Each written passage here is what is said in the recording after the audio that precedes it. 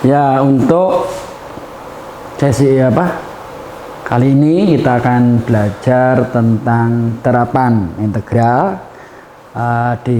Walaupun di semester sebelumnya sudah kita kenalkan tentang integral dan teknik-teknik integral. Jadi nanti di semester ini nanti kita akan belajar tentang terapan integral. Dan nanti di akhir sesi, di akhir semester kita akan belajar atau memperdalam lagi, lebih dalam lagi tentang teknik-teknik integral atau integrasi ya. Dan kali ini adalah kita terapan integral itu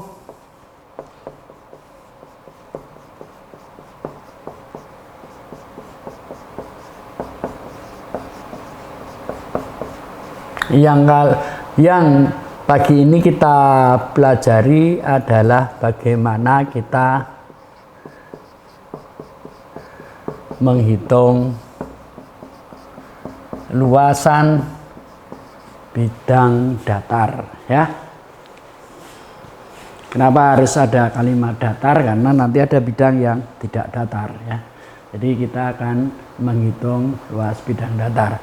Kalau sebelumnya di SLTA dulu sudah pernah menghitung luasan, tapi yang bentuk-bentuk standar seperti kotak atau persegi panjang, lingkaran, elips, segitiga, dan sebagainya.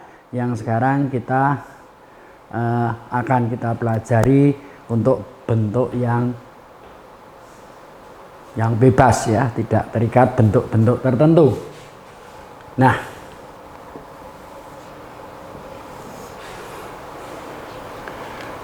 nanti kita akan buktikan bahwa bagaimana kalau menghitung luas bidang itu sesungguhnya adalah integral dari suatu fungsi. Dalam hal ini adalah fungsi X. Jadi integral dari fungsi X itu adalah menunjukkan luas bidang yang dibatasi oleh suatu fungsi dan kedua sumbu X maupun sumbu Y. Ya. Jadi kalau kita ini ada sumbu X, kemudian di sini ada sumbu Y, kemudian ini adalah suatu fungsi X ya, bisa lurus, bisa parabola, bisa elips, bisa lingkaran dan sebagainya. Pokoknya bebas ya. Nah, kalau suatu kurva ini dibatasi dari sebelah kirinya A, sebelah kanannya B, atau bisa dikatakan sebagai interval ya, interval dari A sampai B. Syaratnya kontinu ya, tidak terputus ya. Bahwa integral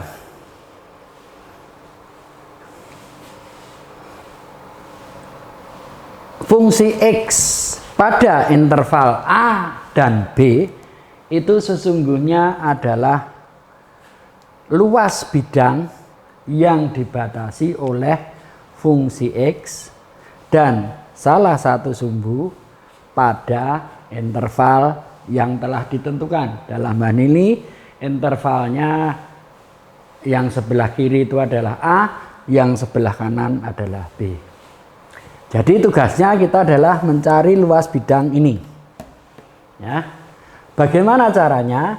Yaitu kalau kita mengambil salah satu bagian ya, satu pias ya, lurus ya, walaupun gambarnya enggak lurus ya. Kita ambil setebal delta X. Ini di titik I misalnya, maka luasan ini karena kecil ya, ini delta X sangat kecil, maka bisa dianggap sebagai suatu persegi panjang. Jadi ini saya anggap AI, A area ya, I di titik I. Nah,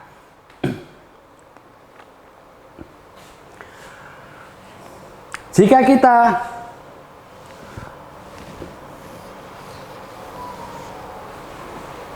menghitung luas I, kita hitung luas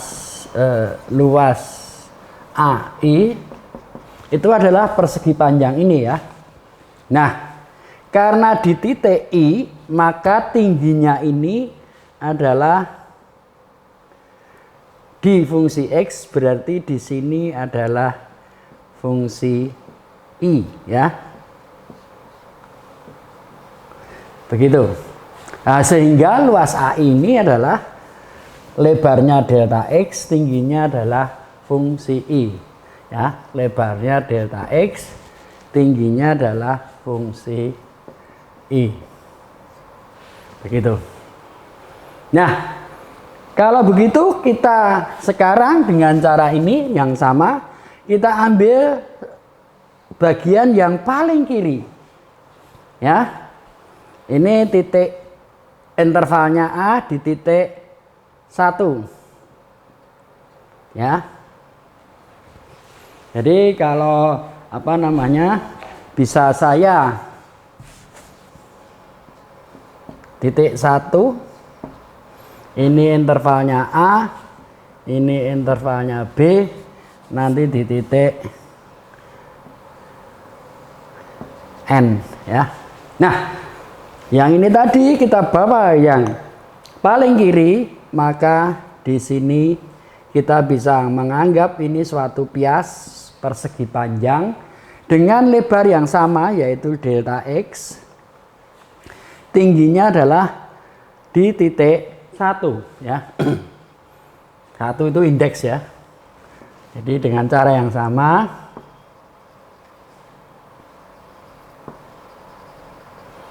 itu saya anggap di sini A1. A1 luasnya tetap delta X, lebarnya kali tingginya adalah, tingginya ini kan, ini adalah punyanya fungsi X di titik 1, maka dikalikan fungsi X1 atau fungsi 1 itu boleh ya. Nanti tidak dikhawatirkan kalau fungsi 1 nanti dikira harga 1 dimasukkan fungsi ya. Saya tulis fungsi X1. Demikian pula setelah ini kita geser ke sedikit lagi yang sebelah kanannya, itu A2 sama dengan, caranya sama, fungsi X2. Kita geser terus lagi sampai terakhir fungsi di titik Xn ya. Ini Xn ya. Ini Xi, ini X1. Ya. An sama dengan delta X kali fungsi Xn. Ya. Nah, luas bidang ini adalah pias-pias yang kecil ini kita jumlahkan semua. Ya, sampai ke kanan, yaitu mulai A1 sampai ke AN ya. Ini AN ya. Kalau kita jumlahkan berarti hasilnya adalah saya sebut dengan A, itu ya, tanpa indeks, atau A itu area luas. Itu sama dengan, ini dijumlahkan semua. Ya. Jadi hasilnya adalah delta X kali fungsi X1 ditambah delta X kali fungsi X2. Terusnya sampai ke tingkat delta X kali fungsi Xn. Nah, seperti itu.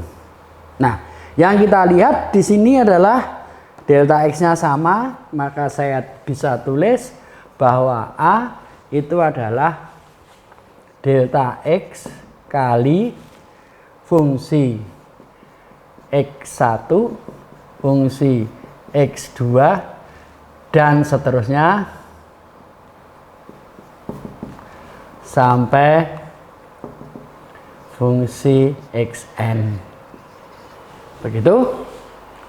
Nah, dengan model seperti ini bisa kita tulis sebagai sigma dari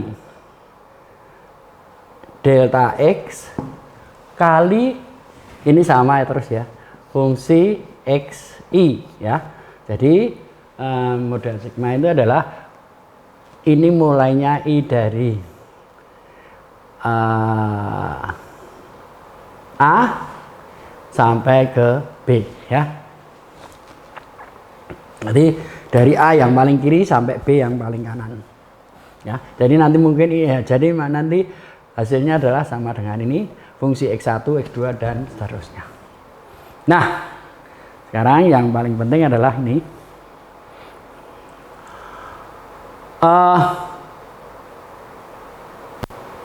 Jika dan hanya jika delta X ini sangat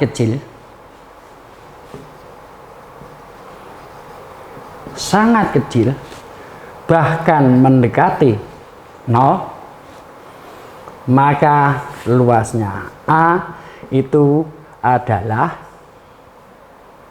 sigmanya ini menjadi integral A sampai B, delta X-nya ini menjadi dx, fungsi X-nya adalah menjadi fungsi X. Inilah rumus mengapa luas bidang itu sama dengan hasil integral dari suatu fungsi yang dibatasi oleh fungsi itu sendiri, fungsi satu sumbu dan interval A sampai B ya. Ini dulu. Jadi nanti minggu depan kita akan belajar contoh-contoh soal sekaligus nanti membuat tugas ya. Untuk minggu depan nanti latihan soal, tapi untuk minggu ini kita belajar teori ini dulu ya. Saya kira untuk yang ini cukup sekian dulu.